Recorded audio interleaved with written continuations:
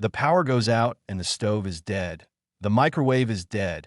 And if you're on an electric range, there's no boiling water either. This happens more than people plan for. A storm, a downline, a few days without power isn't rare. So what do you actually eat? Today we're going through 10 foods that need zero heat, zero electricity, and mostly zero prep.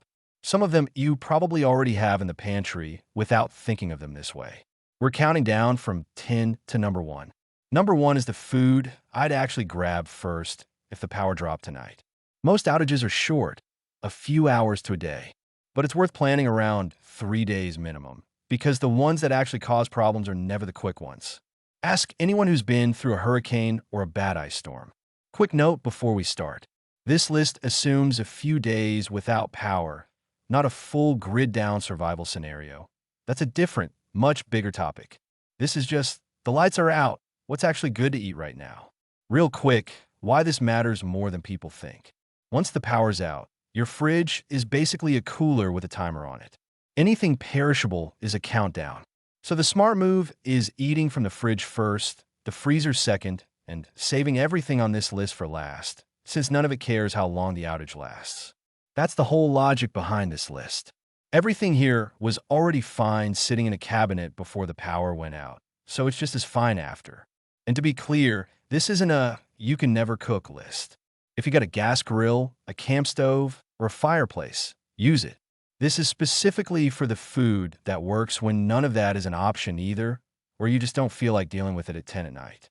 Worth knowing too, a gas stove with a standard pilot or a lighter often still works during a power outage, even though the oven's electronic parts don't. Check yours before you actually need to know, because not every gas range is the same. Let's get into it. These are the obvious answer, and for good reason. Grab one, eat it, done. No can opener, no mess, nothing to clean up. The downside is real though. Bar for bar, these are one of the more expensive calories on this list, and they don't fill you up the way something heavier does. A couple of bars isn't a meal, it's a snack. Heat is also worth thinking about. Bars with chocolate coating or soft fillings can turn into a melted mess if the power's out because of summer heat rather than a winter storm. Plain oat and nut bars hold up better than anything chocolate dipped. Buy a box, not a single bar.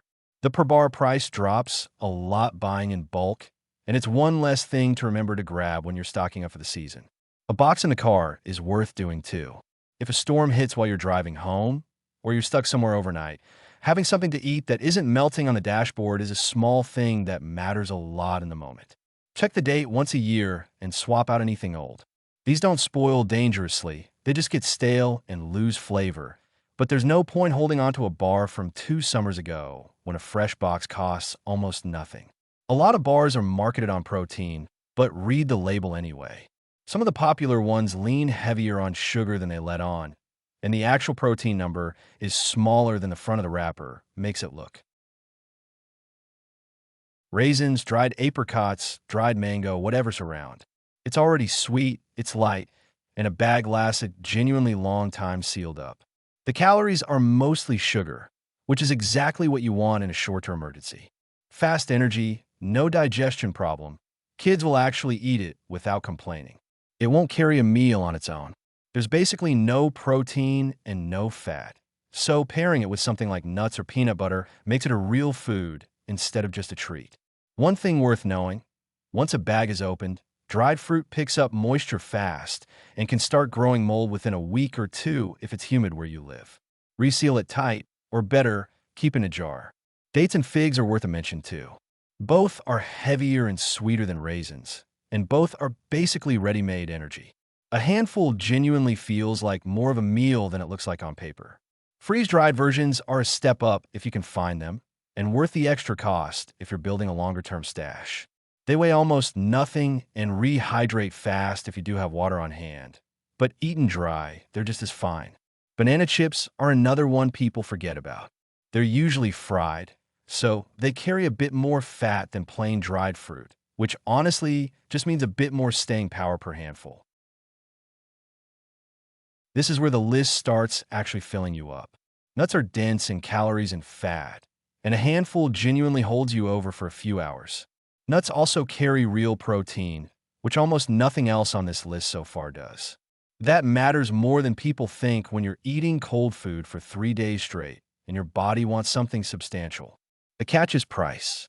Nuts are one of the pricier calories in the whole grocery store, and trail mix with dried fruit and chocolate mixed in costs even more per pound than plain nuts alone. Buying plain nuts in bulk and mixing your own trail mix at home is noticeably cheaper than the pre-made bags, and you control exactly what's in it. Peanuts, specifically, are the budget option here.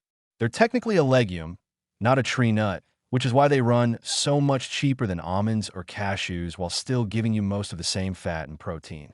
Store nuts in something actually airtight, not the bag they came in. They go rancid faster than people expect once air gets in, and a rancid nut tastes bad enough that you'll notice and probably throw the rest out. Sunflower and pumpkin seeds are worth throwing into the mix too, and they're usually cheaper than any of the actual nuts. Same fat, same protein logic, and they hold up in a sealed bag just as long. Jerky is basically meat with the water removed, which is why it doesn't need a fridge. It's genuinely one of the only real protein sources on this list you can eat straight out of the bag. A single ounce carries a surprising amount of protein for something so light. That's useful when canned meat isn't an option or you've already gone through what you had. Salt is the trade-off. Jerky runs high in sodium, sometimes very high, so it's not something to eat by the bag if water access is uncertain. Salt makes you thirsty, and thirsty is the last thing you want during a water shortage. If you got a dehydrator, homemade jerky from meat that was already on sale is a fraction of the store price, and you can control the sodium yourself. Store-bought jerky in its sealed package holds up for a year or more without refrigeration. Once it's opened, get through it within a week or two, or move it somewhere airtight because it dries out even further and just isn't as good. Turkey and chicken jerky exist too if beef isn't your thing, or you're trying to keep costs down, since poultry jerky usually runs a bit cheaper. Same shelf life, same protein logic, just a different animal. Biltong, the air-dried version popular in South Africa, is worth looking for if a store near you carries it. It's less sweet and less processed than a lot of American jerky, and a fair number of people who don't usually like jerky end up liking that one. Peaches, pears, fruit cocktail, whatever's cheapest that week. It's already soft, already sweet, and it comes with its own liquid, which matters more than you'd think. That liquid is the real value here. Canned fruit and juice gives you both calories and hydration in one can, which almost nothing else on this list does. Skip the heavy syrup versions if you have a choice. Fruit packed in its own juice or a light syrup has meaningfully less added sugar for close to the same price, and most stores carry both right next to each other. Once it's open, canned fruit doesn't keep long without refrigeration, maybe a day in cool weather. Eat what you open, and don't count on saving half a can for tomorrow if the fridge is also out. Applesauce cups deserve a mention here too. They're already single serving, which solves the leftover problem completely, and they're an easy one to hand to a kid who won't touch anything else on this list. Small fruit cups in general are worth stocking specifically for this reason. They cost more per ounce than a big can, but the waste problem disappears, and during an outage that's usually worth more than saving a few cents. Pineapple specifically has more acidity than peaches or pears, which some people find actually cuts through everything else being sweet and salty on this list. Small thing, but it's a nice break for the palate a few meals in. Plain crackers are cheap. They store forever if they're sealed against moisture, and they give you something to actually chew and feel full on, which liquid-heavy foods don't. On their own, they're not much. Paired with peanut butter or a spread from a can, they turn into an actual meal instead of a snack. Hardtack specifically, the flour water-salt version with no fat in it, will outlast almost everything else in this video. It's dense and dry, but it's genuinely part of what makes it last so long unrefrigerated. Humidity is the enemy here too. An open sleeve of crackers goes soft and stale within days if it's not resealed, so a hard plastic container is worth more than the bag they came in. The little cheese and cracker snack packs work the same idea in a smaller size. More expensive per ounce than a plain sleeve, but the portioning means nothing sits open going stale for days. Rice cakes are a decent lighter option too, though they're mostly air and don't fill you up the same way.